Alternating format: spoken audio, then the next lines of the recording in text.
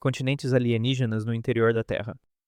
Quando se pensa em origens extraterrestres, o olhar instintivamente se volta para o céu. No entanto, geofísicos identificaram uma anomalia que sugere que fragmentos de um mundo completamente diferente podem estar sepultados a milhares de quilômetros abaixo dos nossos pés. Utilizando ondas sísmicas geradas por terremotos para cartografar o interior do planeta, cientistas identificaram duas estruturas colossais no manto terrestre profundo, repousando diretamente sobre o núcleo metálico fundido. Essas formações são denominadas províncias de baixa velocidade de cisalhamento e são popularmente chamadas de os blobs. Uma delas está posicionada sobre o continente africano, a outra sobre o Oceano Pacífico. Para compreender sua escala, imagine um continente inteiro afundando nas entranhas da Terra, com uma altura aproximadamente 100 vezes superior à do Monte Everest. O que torna essas estruturas verdadeiramente intrigantes é o fato de serem quimicamente distintas de tudo ao seu redor. Sua densidade é significativamente maior e sua composição química não corresponde a nenhuma rocha conhecida do manto. A hipótese mais ousada sustenta que essas estruturas são os restos fossilizados de Theia,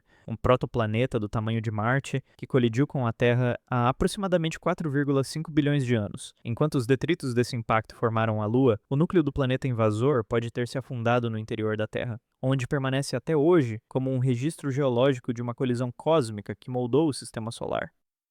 A espécie fantasma no nosso DNA. Durante décadas, a narrativa da evolução humana pareceu relativamente linear. O Homo sapiens teria surgido na África e se dispersado progressivamente pelo restante do planeta. Contudo, análises computacionais de genomas modernos revelaram uma lacuna perturbadora em nosso próprio código genético. Ao examinar o material hereditário de determinadas populações contemporâneas, cientistas encontraram segmentos de DNA que não correspondem a nenhum ancestral humano catalogado. Esses fragmentos pertencem a um hominídeo fantasma, uma espécie completamente desconhecida de humano arcaico. Conforme os dados indicam, essa linhagem misteriosa se separou de nossa árvore genealógica entre 360 mil e 1,02 milhão de anos atrás, mas voltou a cruzar com nossos ancestrais diretos em um período situado entre 6 mil e 124 mil anos atrás. Em certas populações atuais, até 19% da ancestralidade genética pode ser rastreada até essa espécie fantasma. O aspecto mais desconcertante dessa descoberta reside no silêncio arqueológico que a acompanha. Não existem crânios, instrumentos, pinturas rupestres ou qualquer vestígio físico que confirme a existência dessa linhagem. Não se sabe como eram esses seres, qual era seu nível de desenvolvimento cognitivo ou o que os levou ao desaparecimento. Uma espécie que cruzou com os humanos modernos e deixou marcas permanentes em nosso genoma simplesmente não deixou rastros materiais no registro fóssil. A pandemia da estátua viva. Entre 1916 e o final da década de 1930, uma epidemia aterrorizante e até hoje inexplicada varreu o planeta, afetando aproximadamente 1 milhão de pessoas. A doença atacava diretamente o cérebro, deixando as vítimas em um estado de imobilidade total, semelhante ao de uma estátua. Os pacientes permaneciam completamente conscientes e cientes do ambiente ao redor, porém aprisionados em seus próprios corpos, incapazes de falar, mover os membros ou, em alguns casos, até piscar os olhos. Mais de 500 mil pessoas perderam a vida e milhares de sobreviventes foram institucionalizados, mantidos em estado de paralisia por décadas inteiras. Então, na década de 1930, a doença simplesmente desapareceu. A condição foi denominada encefalite letárgica, também conhecida como doença do sono. O que torna esse episódio particularmente enigmático é que até os dias atuais a medicina moderna não identificou sua causa. Virologistas e neurologistas examinaram tecidos cerebrais preservados de vítimas com o auxílio de tecnologia contemporânea, sem jamais encontrar um vírus, uma bactéria ou uma toxina ambiental responsável. Algumas hipóteses sugerem que se tratou de uma resposta autoimune desencadeada por uma infecção comum prévia, mas não há consenso científico estabelecido. Permanece desconhecido de onde a doença veio, como se propagou, por que desapareceu e principalmente se poderia ressurgir. Vida, morte e o terceiro estado.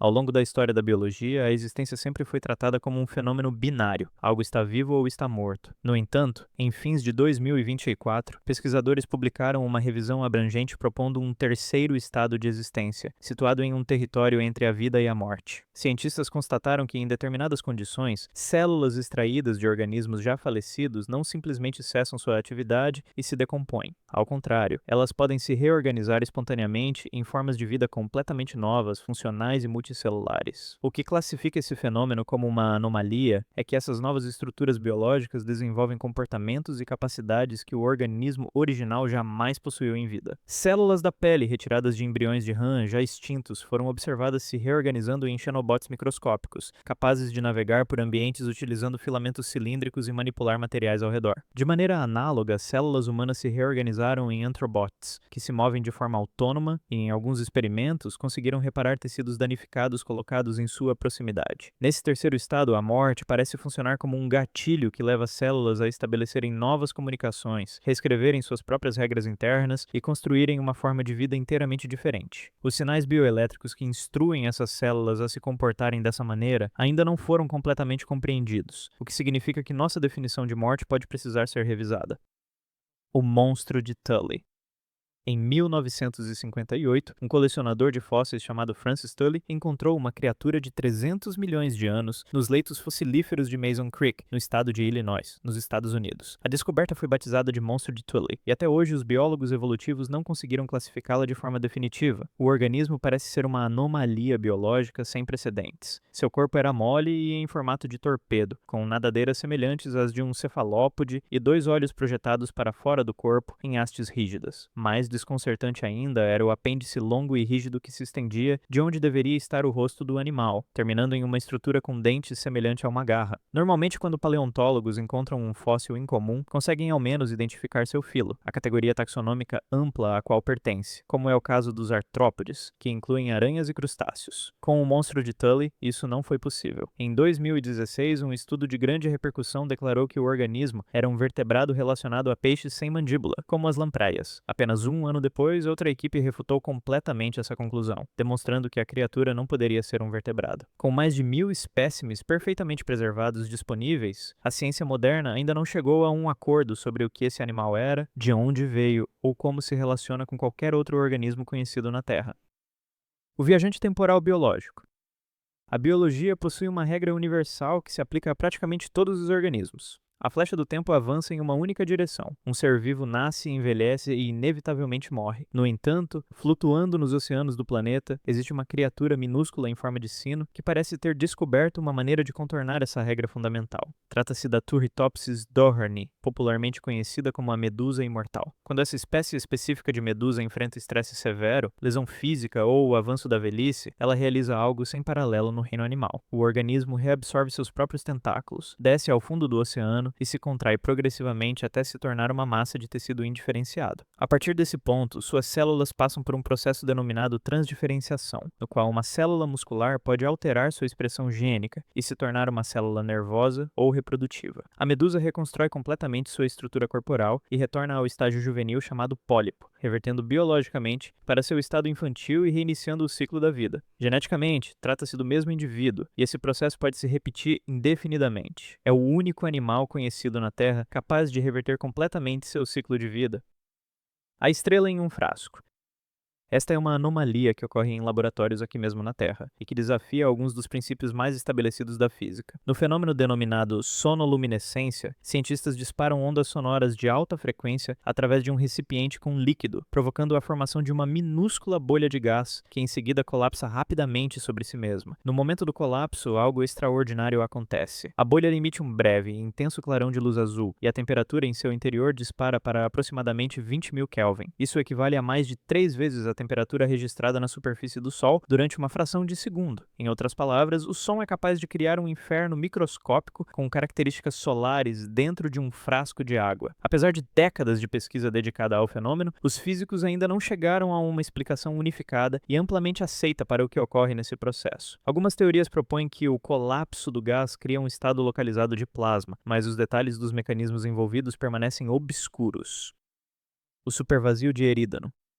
Ao cartografar o calor residual do Big Bang, astrônomos identificaram uma vasta região na constelação de Erídano que apresenta uma temperatura anormalmente baixa. Essa região se estende por centenas de milhões de anos-luz, tornando-a uma das maiores estruturas conhecidas no universo. De acordo com o modelo padrão da cosmologia, as flutuações de temperatura no universo primordial deveriam ser relativamente uniformes em grandes escalas. Uma mancha fria de magnitude e profundidade tão extraordinárias é considerada estatisticamente improvável dentro dos parâmetros estabelecidos. A maioria dos cientistas acredita que se trata de uma ilusão produzida pelo alinhamento de regiões vazias do espaço, criando uma interferência que distorce a leitura da radiação de fundo. Outros pesquisadores propõem uma interpretação radicalmente diferente. Cosmólogos como Laura Mersini sugeriram que a mancha fria é uma contusão cósmica, a cicatriz física deixada no tecido do espaço-tempo no instante do Big Bang, quando o universo recém-formado colidiu violentamente com um universo vizinho paralelo. Caso essa hipótese seja confirmada, seria a primeira evidência concreta de que habitamos não um universo único, mas um multiverso composto por inúmeras realidades coexistentes.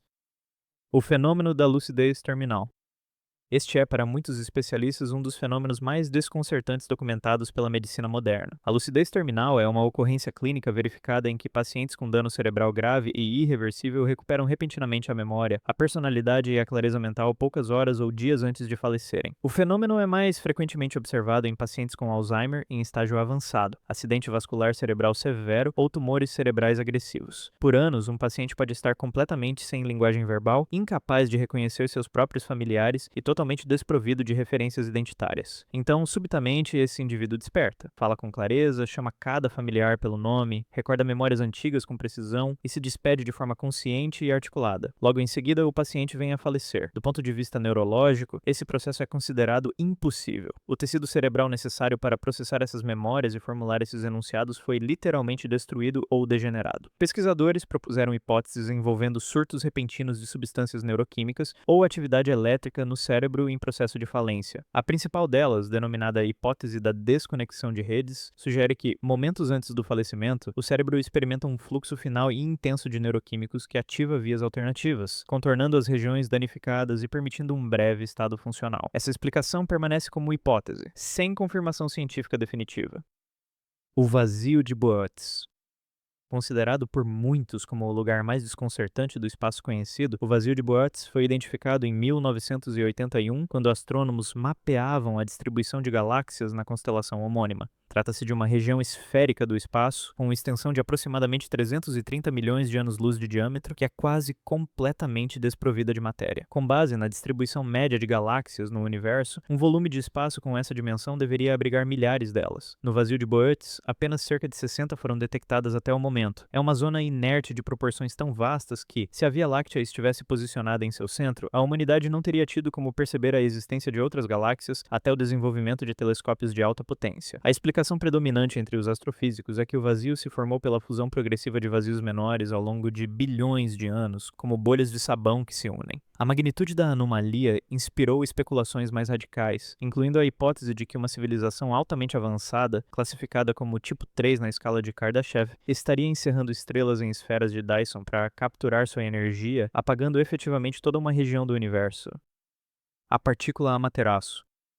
Em 2021, um observatório localizado no estado de Utah, nos Estados Unidos, detectou um raio cósmico de energia ultra elevada que desafiou os modelos teóricos estabelecidos. O fenômeno foi batizado de partícula Amaterasu, em referência à deusa japonesa do Sol, e apresentava uma energia de 240 exaelectrons-volts, tornando-a o segundo raio cósmico mais energético já registrado pela ciência. O aspecto mais desconcertante não é apenas a intensidade da partícula, mas sua procedência. Ao reconstruir a trajetória da partícula de volta ao espaço, os astrônomos constataram que ela apontava diretamente para o vazio local, uma extensa região completamente vazia do espaço que faz fronteira com a Via Láctea. Nessa direção não existem galáxias ativas, buracos negros supermassivos, nem supernovas em atividade capazes de gerar uma aceleração de tal magnitude. Não há mecanismo físico conhecido que pudesse funcionar como um acelerador de partículas cósmico nessa zona inerte. Uma das hipóteses é que a partícula teve origem em uma galáxia próxima com intensa formação estelar, como M82, mas a confirmação definitiva ainda não foi alcançada.